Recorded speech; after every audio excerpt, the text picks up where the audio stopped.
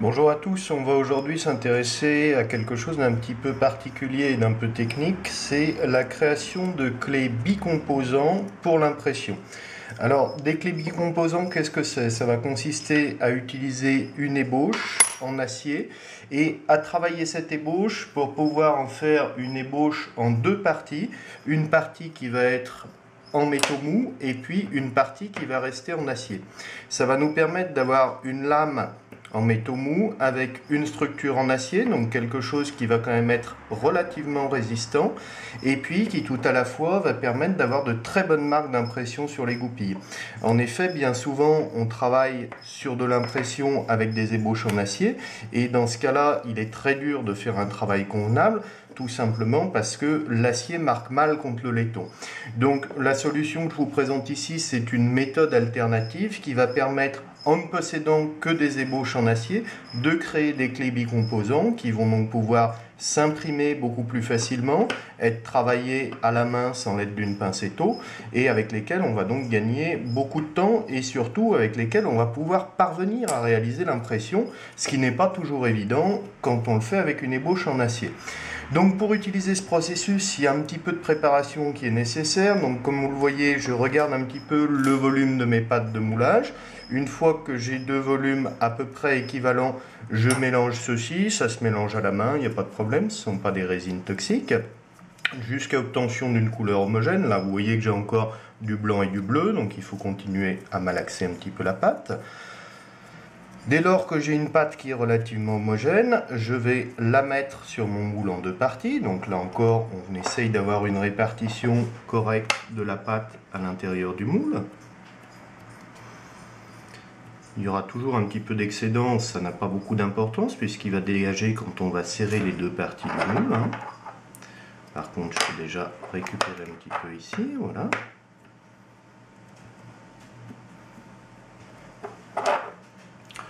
Donc j'essaye de faire grossièrement de telle sorte que mes deux résines soient à peu près mises à plat, comme ceci, voilà, pour pas qu'il y ait trop d'excédent de matière et pas que ça gêne la fermeture du moule.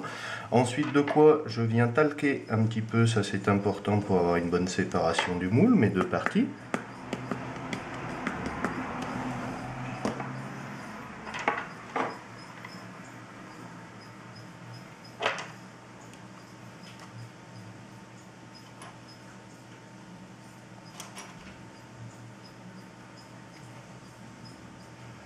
Voilà. Ceci fait, je prends donc l'ébauche que je vais utiliser. Je la positionne donc à l'intérieur du moule. Voilà. Et je viens appliquer ici une petite cheminée qui me servira pour l'évacuation de l'air. Comme ceci. Ceci étant fait, je vais maintenant procéder au moulage. Donc je referme mon moule en deux parties. À ce moment-là, je conserve le doigt sur la tête de clé qui a tendance à vouloir s'évacuer puisqu'il y a bien sûr un petit peu de résine qui s'extrude quand on presse. Voilà. Maintenant, je referme mon moule simplement et j'attends maintenant la fin du moulage, donc dans quelques minutes.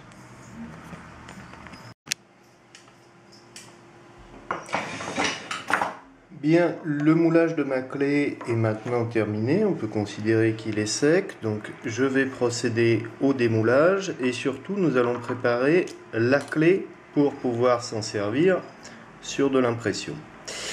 Donc ça c'est la procédure bien évidemment qui est la plus longue parce que ça nécessite de retravailler un petit peu l'ébauche d'origine. Ceci étant, une fois que vous avez travaillé votre ébauche, elle va pouvoir vous servir, comme vous le verrez, pour des centaines d'impressions. Donc c'est pas du travail perdu et surtout c'est pas du travail qu'on fait une fois et qui ne resservira pas par la suite. Donc vous voyez, j'ai mon moulage ici, la deuxième partie qui se trouve là. Comme ceci. Donc on va maintenant ranger ces moules qui ne vont plus nous servir avant un petit moment et puis passer à la préparation de notre ébauche. Alors pour ce faire, on reprend donc notre ébauche de départ et on va tout d'abord commencer par supprimer toute la partie combinatoire et la moitié de la tête de clé. puisque c'est cette partie qu'on va par la suite recouler avec des métaux mous. Donc pour ce faire, on va utiliser simplement une scie à métaux ou bien une disqueuse éventuellement, et on va donc procéder à la découpe.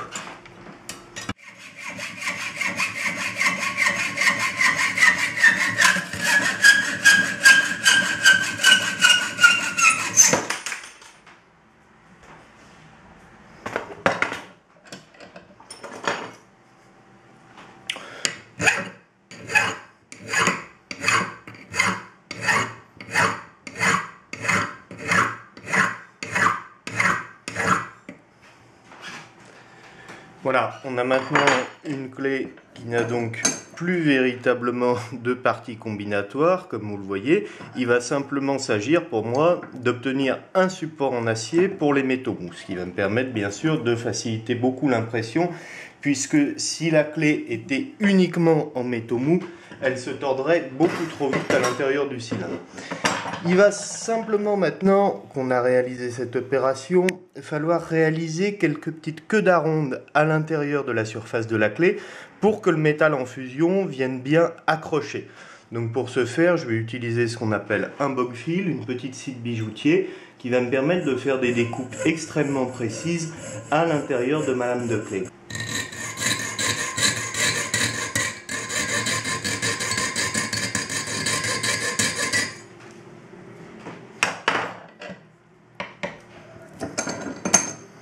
Voilà, on a maintenant une clé qui ressemble donc à ceci, avec des petites découpes qui vont prendre correctement le métal, et c'est ce qui nous intéresse. Bien, après avoir donc dans un premier temps effectué un moulage de notre ébauche en acier, on a par la suite retravaillé l'ébauche qu'on avait moulée en la découpant en deux parties, en ne conservant que la partie non combinatoire, c'est-à-dire la partie haute, et en découpant comme ceci des petites queues d'aronde qui vont permettre de retenir le métal en fusion correctement entre les deux parties de clé. On a donc un squelette en acier dans lequel on va maintenant venir couler à partir de notre moule d'origine les métaux mous. Pour ceci, on va donc tout simplement reprendre notre moule et positionner la clé à l'origine.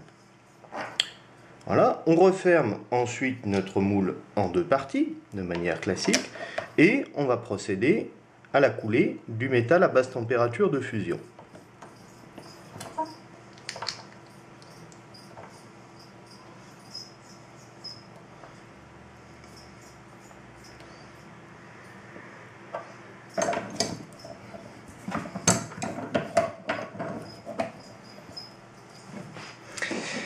Alors, au niveau des métaux, c'est assez simple. Je vais utiliser un métal quand même relativement spécifique, qui a des propriétés physiques particulières, c'est-à-dire que c'est un métal qui fond aux alentours de 70 degrés et qui de plus a une certaine élasticité, c'est-à-dire pour être plus précis, une dureté brinelle relativement faible. On va donc procéder d'abord à la coulée du métal. Pour ceci, j'utilise un petit chalumeau, comme vous le voyez. Et puis ici, je viens donc fondre le métal. Vous allez voir que ça va très vite. Ça peut aussi tout à fait se réaliser à l'aide d'un simple briquet. Il n'y a aucun problème là-dessus.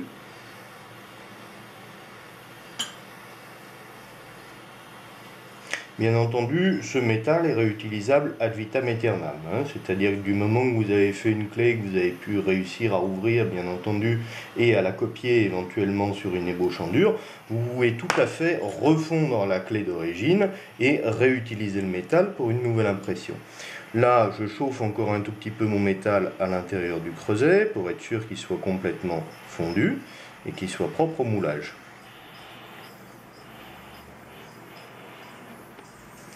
Voilà. Ceci fait, je procède donc à ma coulée. Voilà, comme ceci. Et là, j'attends environ 20 secondes jusqu'à ce que la surface du métal, qu'on peut voir, avec un petit peu de difficulté peut-être,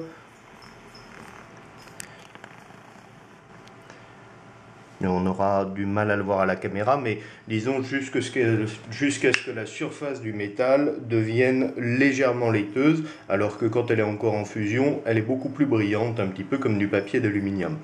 Voilà, là j'ai mon métal qui commence, je le vois, à refroidir, donc on va pouvoir procéder au démoulage de notre clé et on va voir quel est le résultat obtenu.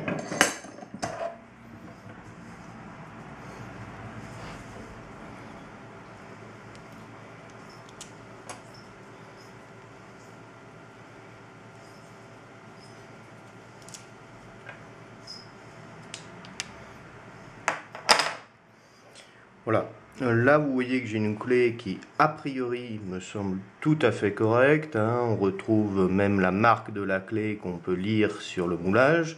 Il y a bien sûr la cheminée, mais elle devrait voilà, céder sans problème, hein. On supprime le petit bout de cheminée restant qui bien sûr ici ne va pas nous servir à grand chose, et vous voyez que là on a vraiment pu obtenir ce qu'on attendait, à savoir une clé bicomposante qui est, de mon point de vue, tout à fait correcte. Alors, elle est correcte de mon point de vue, reste encore à voir si on va pouvoir l'utiliser correctement dans un cylindre. Donc, on va faire le test et on va aller au bout de cette impression. On va utiliser ici un petit cylindre, bien sûr avec un profil correspondant à celui de notre ébauche, donc en l'occurrence du profil universel, hein, pour ce test. Alors, je fixe mon cylindre à l'étau, comme ceci.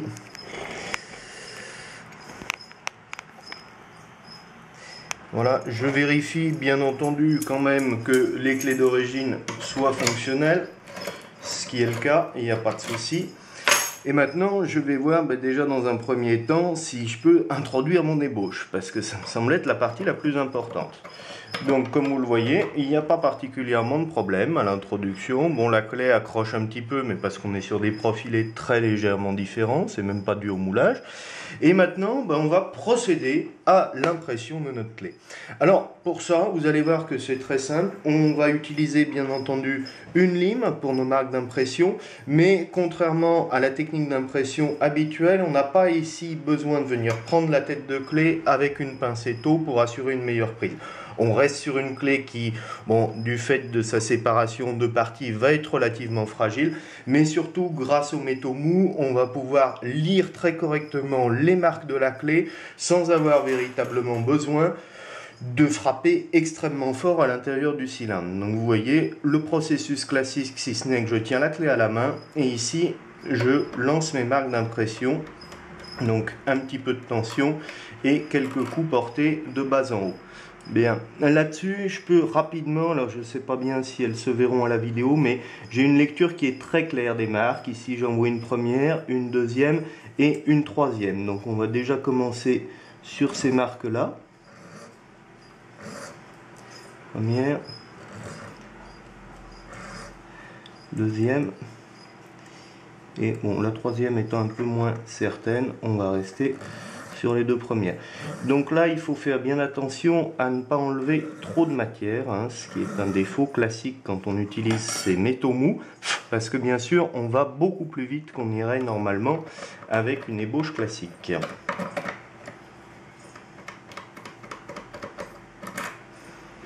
Voilà, je continue donc mon processus. Alors là encore, on voit vraiment très bien les marques, hein, elles sont flagrantes. Donc j'en ai une ici sur ma deuxième goupille. Voilà.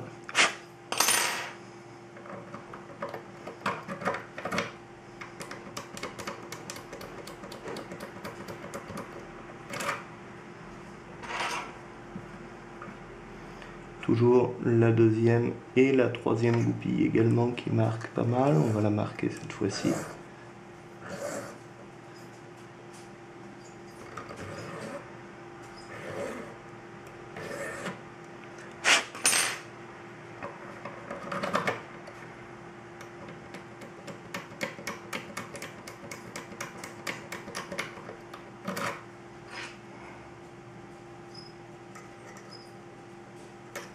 Voilà, toujours une trace sur la deuxième, sur la troisième.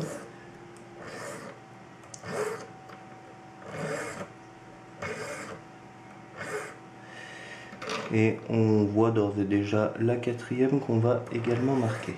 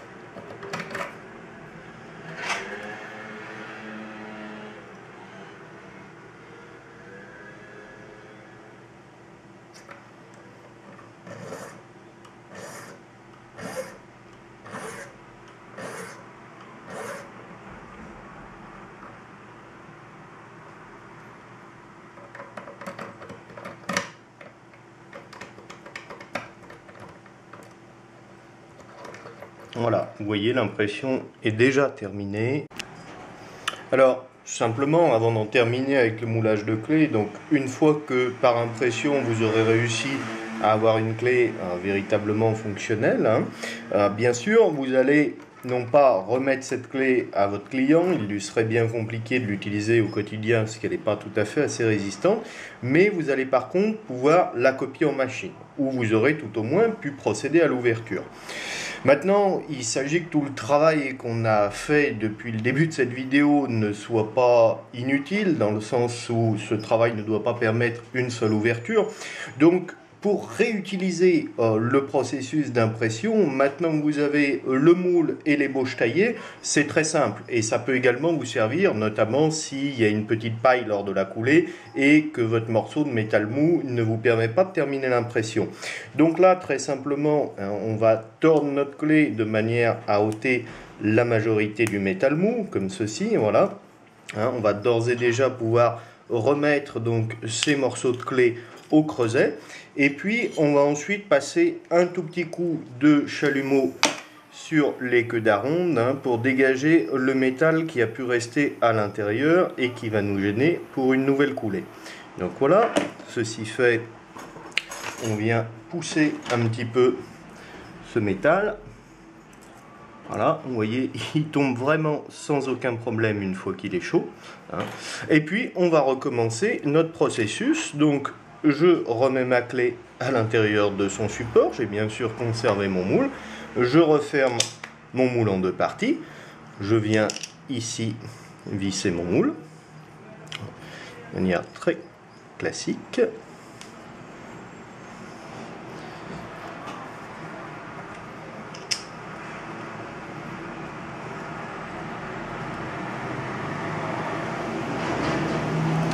Comme ceci. Et je n'ai plus ensuite qu'à procéder à un deuxième moulage. Vous allez voir, ça prend extrêmement peu de temps cette fois-ci, maintenant que tout est prêt.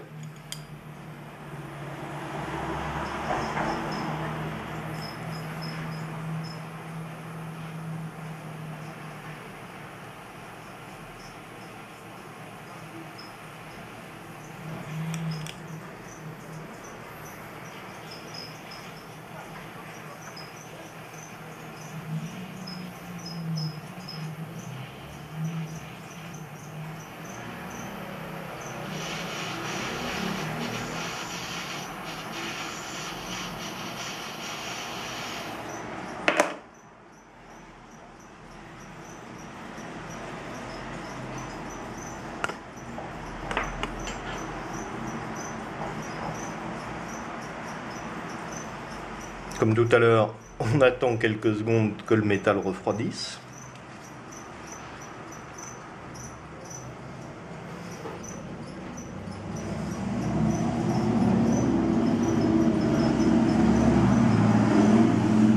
Le métal est encore légèrement chaud, il est en train de prendre une teinte un petit peu plus laiteuse. Voilà, on peut considérer que le métal doit maintenant être sec.